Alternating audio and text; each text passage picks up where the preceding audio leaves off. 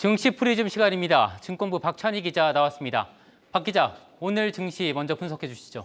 네, 오늘 우리 증시는 뉴욕 증시 반등에 힘입어서 우리 증시도 성공했습니다. 간밤 뉴욕 증시는 이 낙폭 과대에 따른 반발 매수세로 3거래일 내리 반등에 성공했는데요. 오늘 코스피 지수는 방향성을 잡지 못하고 이 장중 보합권에서 등락을 오갔지만 막판 반전에 성공했습니다. 유가증권 시장에서는 외국인이 던진 물량을 개인이 대부분 받아내는 모습이었는데요. 코스피 지수는 0.17% 올라서 2,700선에 턱걸이하는 모습이었습니다. 코스닥 지수는 이 개인과 외국인의 쌍끌이 매도에도 기관이 순매수하면서 방어했습니다. 오늘장 코스닥 지수는 0.73% 상승했습니다. 한편 연준의 긴축 우려 속에 이 달러화가 다시 상승세를 이어가고 있는데요.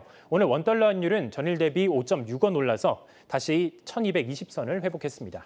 네, 오늘 증시 이야기하신 것처럼 소폭 오르긴 했습니다. 하지만 외국인 매도세가 두드러졌는데요. 이 외국인들이 한국 증시에서 빠져나간 이유 도대체 왜 그런 겁니까? 네, 4월 들어서 우리 증시에서 이 외국인의 자금 유출이 계속되고 있습니다. 외국인 매매일지를 통해서 살펴보겠습니다. 유가증권 시장에서는 지난 4일과 5일 이틀 동안 370억 원가량 순매수한 것을 제외하면 지난 일주일 동안 1조 6천억 원 넘게 팔아치웠습니다. 그리고 코스닥 지수에서는 지난 5일 하루를 제외하고 모두 순매도했는데요. 외국인은 이 양시장에서 4월에만 2조 원 넘게 팔아치웠습니다. 이렇게 외국인 자금 유출이 심각한 이유는 증시의 불확실성 증가처럼 좀처럼 해소되지 않고 있기 때문입니다. 다만 지난 1분기에는 외국인의 자금 유출의 요인이 달라졌다는 그런 분석이 나왔습니다. 이용찬 하이투자증권 연구원은 지난 1분기에는 우크라이나 전쟁으로 유가나 원자재 가격이 오르는 등 지정학적 리스크로 인해서 외국인의 자금이 유출됐다면 2분기 들어서는 연준의 금리 인상으로 유동성이 축소되고 있다라고 설명을 했습니다. 최근 브레이너드 연준 이사의 5월 양적 긴축 발언을 시작으로 연준의 매파적인 기조가 강해지고 있는데요. 이로 인해 유동성이 축소되고 달러가 강세를 보이면 위험자산 회피로 이어지기 때문에 우리나라 같은 이 신흥국 증시에는 악재가 됩니다. 네, 증권업계에서는 외국인들의 자금 유출이 언제까지 이어질 것이라고 좀 예상하고 있습니까? 네, 이 부분에 대해서는 의견이 조금 분분한 상황입니다. 상장사들의 외국인 투자자에 대한 배당금은 이번 달에 집중적으로 지급이 될 예정인데요. 예탁 결정에 따르면 기말 배당금 규모는 약 10조 원으로 전년 동기 대비 4조 원가량 줄어든 것으로 확인이 됐습니다. 이는 삼성전자의 배당금이 지난해 7조 7천억 원에서 올해 1조 3천억 원에 그쳤기 때문입니다. 증시 전문가들은 4월 중순에 이 적지 않은 배당금이 풀리고 배당금 역송금으로 인해서 환율이 추가 상승할 여력이 있다라고 보는데요. 이에 따라 4월 말까지는 외국인 자금 유출이 이어질 수 있다라고 말합니다. 다만 박소연 신영증권 연구원은 다음 달 4일에 예정된 5월 FOMC 회의에서 금리 인상이 이뤄진다면 불확실성이 해소되고 또 외국인 자금이 다시 돌아올 수 있다라고 설명을 했습니다. 한편 이베스트 투자증권은 금리 인상 등의 악재는 이미 시장에 선 반영됐기 때문에 5월 FOMC 이후에 외국인의 포지션이 바뀔지는 속단하기 이르다 이렇게 설명을 했습니다. 그래도 지난 16일 3월 FOMC 회의 종료 이후에는 외국인의 자금이 유입되면서 증시가 반등에 성공했던 만큼 다음 달 FOMC 회의 이후 증시 흐름은 주목해볼 필요가 있습니다. 그렇군요. 오늘장 특징주도 살펴보겠습니다.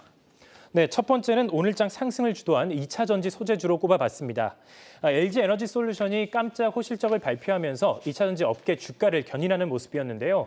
오늘 증시가 쉽게 방향성을 잡지 못했지만 2차 전지 소재주만큼은 강세를 보였습니다. 12% 급등한 이 포스코 케미칼을 필두로 에코프로비엠, LNF 등이 일제히 강세를 보였습니다.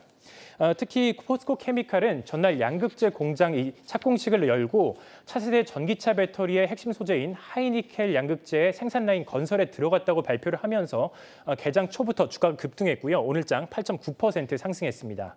에코프로비엠은 지난 6일 장 마감 이후 5천억 원 규모의 유상증자와 한 주당 3주를 배정하는 무상증자 소식을 발표한 이후에 꾸준한 상승세를 보이고 있습니다.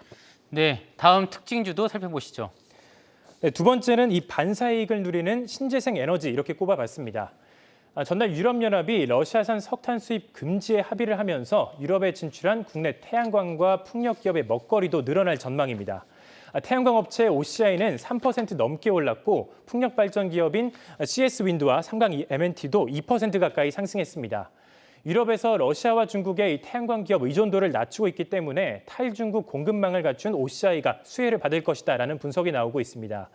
또한 전체 매출액 중 유럽 시장의 매출이 50% 이상을 차지하는 CS윈드와 또 해상풍력 하부 구조물을 제조해서 글로벌 고객사에 납품하는 삼강 M&T도 함께 주목을 받고 있습니다. 결국은 이제 배터리와 에너지, 에너지 관련 주들입니다. 네. 그러면 다음 주에 투자자들이 주목해야 할 관전 포인트는 무엇이 있을까요? 네, 증시가 한동안 이 방향성을 모색할 것으로 예상되는 만큼 다음 주도 이 코스피 지수는 2,700선 안팎에서 움직일 것으로 전망이 됩니다.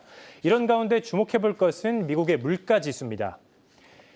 오는 12일에는 미국의 3월 소비자 물가 지수가 발표되고 13일에는 생산자 물가 지수가 발표되는데요. 시장에서는 소비자 물가 지수가 6.6%, 생산자 물가 지수는 8.7% 오를 것으로 보고 있습니다. 전년 대비 더 오를 것으로 예상하고 있는데요. 두 지수 모두 대표적인 인플레이션 지표로 활용되기 때문에 반드시 체크해 볼 필요가 있습니다. 네, 증시 프리즘 박찬희 기자였습니다.